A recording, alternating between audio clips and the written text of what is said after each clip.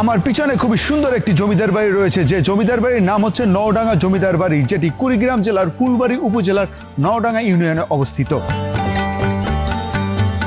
প্রমোদ রঞ্জন বক্সী নামে একজন ব্যক্তি এই জমিদার বাড়ি এবং এই জমিদার বংশের প্রতিষ্ঠাতা।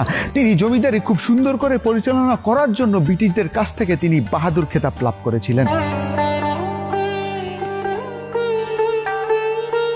এই জমিদারের ছিল 3টি ছেলে এবং একটি মেয়ে। বড় ছেলে এবং ছোট ছেলে আর মেয়ে লেখাপড়ায় ভালো হওয়ার কারণে তারা সরকারি চাকরি বা অন্যান্য জায়গায় তারা স্থানান্তর করেছে, কিন্তু মেজ ছেলে যে সে লেখাপড়ায় অনেক খারাপ ছিল, যার ফলে এই জমিদারির দায়িত্ব ঠিক তাকেই দেওয়া হয়েছিল এবং পরবর্তীতে তিনি এই দায়িত্বভার গ্রহণ করেছিলেন।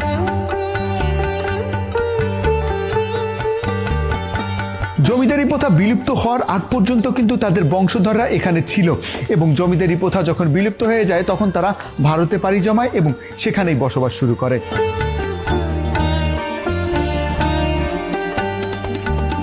জমিদার প্রথা বিলুপ্ত হয়ে যাওয়ার পরে তারা এখান থেকে যে চলে যায়, তারপর কিন্তু আর তারা এখানে ফিরে আসেনি এবং এই জমিদার বাড়ি আস্তে আস্তে ধ্বংসের দ্বার প্রান্তে এসে দাঁড়িয়েছে। এখন এখানে যে দরজা জানলা যা ছিল কিছুই এখন নেই, উপরে ছাদ নেই বললেই চলে।